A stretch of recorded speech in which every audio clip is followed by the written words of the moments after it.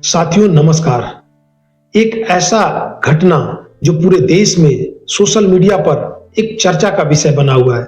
कई news channels, कई activist और कई सामाजिक कार्यकर्ता इस पे डिबेट कर रहे हैं और पूरे भारत में ये चर्चा का विषय बना हुआ है। जी हाँ, मैं बात कर रहा हूँ अतुल सुभाष की, जो एक 34 वर्षीय युवक था और एआई सॉफ्टवेयर इंजीनियर जो बेंगलुरु में एक प्राइवेट कंपनी में काम कर रहा था। उसने पूरे एक समझदार व्यक्ति के रूप में अपने वीडियो को शूट करता है और सारी व्यथा को बताता है उस वीडियो में। लगभग 1 घंटे से ऊपर की वीडियो है, 1.5 घंटे के करीब, और 24 पन्ने का नोट्स लिखता है और सारी बातों को एक प्रॉपर तरीके से लिखता है, एकदम सुलझा हुआ व्यक्तित्व, और अपनी व्यथा बताता है और उसके बाद में आत्महत्या कर लेता है। जब आप उसके उस वीडियो को देख रहे होते हैं तो आपको कहीं से नहीं लगेगा कि वो तिलमिलाया हुआ है या बेचैन है। यानी समझो आप कि ये कैसा दर्द है जो बर्दाश्त नहीं कर पा रहा था। और पुरुषों के साथ में ये होता चला रहा है। पुरुष है तो क्या रो नहीं सकते? पुरुष है तो क्या केवल उनके ही कंधे पे जिम्मेवारियां होती है? जब आप इक्वालिटी की बात करते हैं तो इक्वालिटी सभी के लिए है, क्या स्त्री क्या पुरुष। लेकिन नहीं, ऐसा नहीं हुआ। तो क्या है मामला, इसको हम लोग समझते हैं। सुभाष मोदी, अतुल सुभाष मोदी, उन्होंने अपने नोट में जो अंतिम में एक बात लिखी थी, जस्टिस इज ड्यू, मतलब जस्टिस अभी भी बाकी है। सोचो कितना अंदर में एक उनके अंदर आग जल रहा था। उन्होंने जो लिखा उसमें उन्होंने सबसे पहला जो आरोप लगाया है वो फैमिली कोर्ट के एक जज साहिबा के ऊपर भी लगाया, अर्थात हमारे जुडिशरी सिस्टम में जो भ्रष्टाचार है उस पर भी सवाल खड़ा कर दिया है। उसके अलावा उसने अपने वाइफ निकिता सिंघानिया और सास निशा सिंघानिया, अनुराग सिंघानिया जो उसका साला था, और उसके अलावा एक जो उनके चाचा हैं उनके ऊपर भी आरोप लगाया था उस वीडियो में, उस नोट में। साथ में माधव नाम का एक पेशकार है जो जज साहिबा के पेशकार है, उनका भी नाम लिया और उनके ऊपर भी आरोप लगाया। अब मामला ये है कि अतुल सुभाष की शादी 2019 में हुई थी। उसके बाद ये लोग पति पत्नी मॉरिशस जाते हैं हनीमून के लिए। इनका एक बच्चा भी होता है और उसके बाद शुरू होती है कहानी यहाँ से, जब इनके माँ का इंटरफेरेंस हो जाता है इनके जीवन में। एक्चुअली में उन लोगों ने देखा कि ये एआई सॉफ्टवेयर इंजीनियर है, यहाँ से पैसा भी लिया जा सकता है, तो इनके साले ने इनसे पैसे की डिमांड करी और इन्होंने दिया भी। तो ऐसे करते करते बीच में फिर कोरोना काल आ गया, तो उसके बाद इनको भी पैसे की जरूरत पड़ी। तो वहां तो उनको और पैसा चाहिए था और ये पैसे अपना मांग भी रहे थे। तो ये भी एक बात आ गई कि पैसे भी ये दे रहे थे और वो लोग इनको एक दुधारू गाय की तरह यूज करना चाह रहे थे।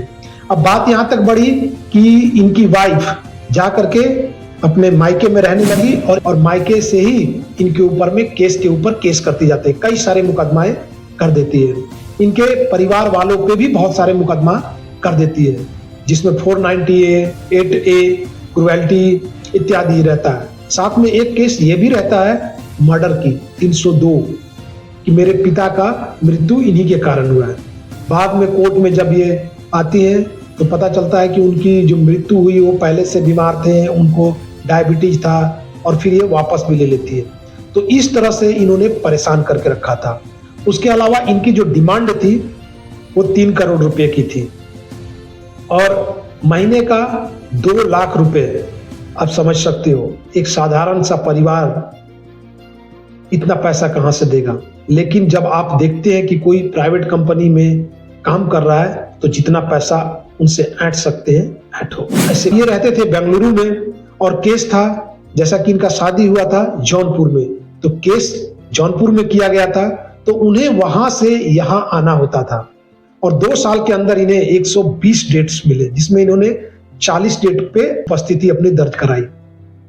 कॉर्पोरेट सेक्टर में तो आपको पता है कितना छुट्टियां भी नहीं मिलती, पैसे भी कमाने हैं, घर परिवार भी देखने हैं, कंधे पे कई जिम्मेवारियां हैं, माता पिता, तो एक व्यक्ति कितना सहन करेगा।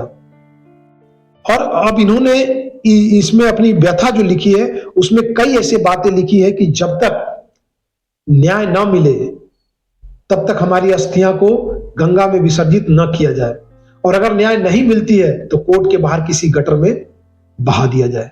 सोचो दर्द, कैसा दर्द है।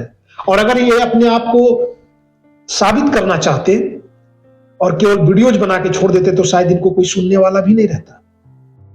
क्योंकि थोड़ी बहुत जो चर्चाएं हो रही है भारत में, तो ये चीजें होती रहती है, कभी हत्या हो जाए, कभी बलात्कार हो जाए तो मोमबत्ती कैंडल मार्च निकलता है, लोग 2 दिन 3 दिन मीडिया पे हल्ला करते हैं, फिर शांत हो जाता है। तो कई एक्टिविस्ट कह रहे हैं कि इन्हें आत्महत्या करने की आवश्यकता नहीं थी, ऐसी कदम क्यों उठाना, इन्हें वीडियोज बना के बताना चाहिए था। अब एक बात समझो, ये तो एक अतुल है जिनकी बात सामने आ गई, कई ऐसे अतुल अभी भी मर रहे हैं, उन्हें कोई सुनने वाला नहीं है। कौन सुनता है? समाज पहले ही दोषी मान लेता है पुरुष को, जहां आरोप लगा सीधे दोषी। स्त्री स्त्री स्त्री के चक्कर में पुरुषों को बिल्कुल मारने की तैयारी कर दी गई है। सरकार भी देखो अभी जो योजना लेकर के आई है उसमें क्या कहती है, बेटी पढ़ाओ बेटी बचाओ, और पुरुषों को डाल दो चूल्हे में।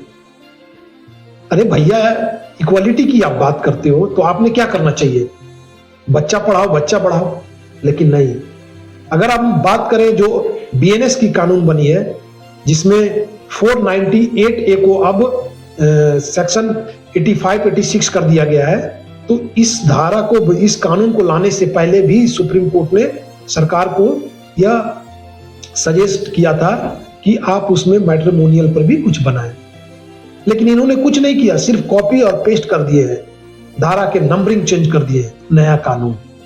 और तो और एक ऐसी कानून बना डाली है इसमें जिसमें है कि promise on rape on promise of law, अर्थात अगर आप शादी से भी आप इनकार करते हैं तो रेप के कैटेगरी में आएगा। तो ऐसे ऐसे तो सौगात अभी हमें मोदी सरकार की मिल रही है। तो ये सब चीजें केवल और केवल पुरुषों के खिलाफ हो रहा है। अगर हम इक्वालिटी की बात करते हैं तो क्या इक्वल है? बहुत समीक्षा करने की जरूरत है। पुरुष होना ही गुनाह हो गया है।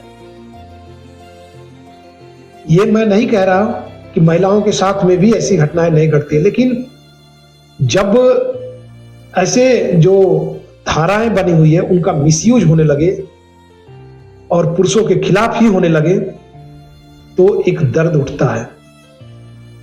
बहुत ही भयावह स्थिति है। और केवल मैं इस 498 की बात नहीं कर रहा हूं, चाहे 376 की हो, या फिर जब पैसे वाले को देखते हैं ना तो उन पे वो केसेस और लगा दिए जाते हैं। जैसे अभी इसमें जो एक जुडिशरी के ऊपर सवाल खड़ा किया इन्होंने कि 5 लाख रुपए मुझसे मांगा जा रहा था कि मैं केस को रफा दफा कर दूंगा, खत्म कर दूंगी। तो ठीक वैसे ही जब किसी साधु महात्मा पे या बड़े देश के जो प्रतिष्ठित व्यक्तित्व रखते हैं उन पे आरोप लगता है तो ये न्यूज चैनल वाले भी पैसा कमाने के लिए ऐसी स्थिति क्रिएट कर देते हैं। और जो बड़े बड़े बाग बैठे हुए हैं पैसा कमाने के लिए, निगलने के लिए, वो भी चाहते हैं कि ये केस लंबा चले, और नहीं चलेगा तो आरोप पर लगाते जाओ। और हमारी जुडिशरी सिस्टम में जो ये प्रोसीजर भी बन रखे हैं ना, बहुत ही खतरनाक है। मानो एफआईआर दर्ज हो गया तो इसमें जो प्रक्रियाएं चलेगी उन्हीं पे चलता है। आप बीच में अपनी बात नहीं रख सकते। अगर बीच में आप रखते हो तो बहुत ज्यादा नहीं सुना जाता, लेकिन बयान मुलजिम जब होता है फाइनल आर्गुमेंट से पहले, तब आपकी बात को सुनी जाती है। तब तक 15 साल 10 साल हो चुके होते हैं। और अगर आप बरी भी हो जाते हैं तो जो आप पे झूठा आरोप लगाया था उसका कुछ नहीं होता। तो यहां लूपहोल है। तो बहुत सारे सवाल हैं। और अगर हमारे कानून व्यवस्था पे ऐसी जो सवाल खड़े हो रहे हैं तो सरकार से भी विनती है कि इस पे एक मजबूत ठोस कानून लाए। और अभी बात चल रही है न्यूट्रल कानून लाने की, जैसे कि ये जो बात चल रही है महिलाओं के लिए, तो इसमें केवल और केवल पुरुष ही शिकार हो रहे हैं। तो एक न्यूट्रल कानून लाने की बात की जा रही है कि न्यूट्रल कानून लाए जाए और इस कानून में बहुत सारे ऐसे चीजों को हटाया जाए जो पुरुषों के खिलाफ है। महिलाओं के लिए महिला आयोग, राज्य आयोग, महिला थाना, लेकिन पुरुषों के लिए क्या? सुना सबको जाना चाहिए क्योंकि दोनों ही समाज के अंग है। गलत किसी के साथ ना हो, इसका ध्यान हम लोगों को ही रखना चाहिए। और हम लोगों में से ही भ्रष्ट होंगे लोग, तो उसे कैसे कंट्रोल किया जाए यह भी सही होना चाहिए। और इस बात को तो बिल्कुल हटा देना चाहिए कि महिलाएं बेचारी होती है, क्योंकि जबकि बात लिखी गई है 498 की, तब वो 90s की बात थी। महिलाओं के साथ बहुत कुछ होता था, उन्हें पढ़ने नहीं दिया जाता था। और उस समय की आप चीज़ों को उठा के देखो ना, महिलाएँ कितनी काम करती थी, जो हाउसवाइफ्स होती थी। लेकिन अभी क्या कहते हैं फेमिनिस्ट वाले कि महिलाएँ भी घर की काम करती है ना? क्या काम करती हैं? पहले के दौर आप देखो और अभी के दौर में, आपको सारे बने-बनाए चीज़ मिल रहे हैं। पानी आपको नल से खोल के मिल रहा है, आपको खाना बनाना है, थोड़े बहुत बच्चों को देखभाल करना है, उस पे भी आपको आपत्ति है। और इस तरह के केसेस सबसे ज़्यादा इसलिए आता है कि जो उनकी माइयाँ होती हैं, बेटियों की, वो बातों को दिमाग में भर-भर के उन्हें नेगेटिव कर देती है, उन्हें पता भी नहीं चलता। उन्हें लगता है कि उसकी माँ उसके हित की ही बात कर रही है। और ये जो फ़ोन्स आ गए हैं, ये भी दिक्कत है, क्योंकि हर छोटी से छोटी बात जब आप करेंगे, तो आपके दिमाग में कचरा आएगा ही कहीं से भी, चाहे वो आपकी बड़ी बहन हो, चाहे आपकी वो छोटी बहन हो या मझली बहन हो या फिर माँ हो। अगर वाक़ई में समाज में घर चलाना चाहते हैं, परिवार को चलाना चाहते हैं, तो लॉ कब तक काम आएगा? अगर आप में सामंजस्य नहीं है, केवल पैसे से ज़िंदगी नहीं चलती, एक परिवार भी बहुत मायने रखता है। तो परिवार को चलाने के लिए हम जनता को भी जागरूक होना पड़ेगा। लेकिन चलो हम लोग लॉ के रखवाले हैं, तो लॉ में तो जो कानून आते हैं, उसके हिसाब से भी चलना होता है। तो इसलिए मजबूरी होती है लॉ के रखवालों को, तो वो कुछ कर नहीं सकते हैं। लेकिन जनता को भी जागरूक होगा और अच्छे सुलझे हुए कानून बनने चाहिए, ताकि आने वाले समय में ऐसी घटना ना घटे। अभी भी देखो कई ऐसी घटनाएँ घट रही है, बस वो आपके सामने नहीं है, हमारे सामने नहीं है। तो आई होप मैं इस पे कुछ बातों को रख पाया और आप भी समझ रहे होंगे काहे कि ये ज्वलंत मुद्दा है। तो फिर मिलेंगे ऐसे ही नए वीडियो, नए तथ्यों के साथ में, तब तक के लिए जय हिंद।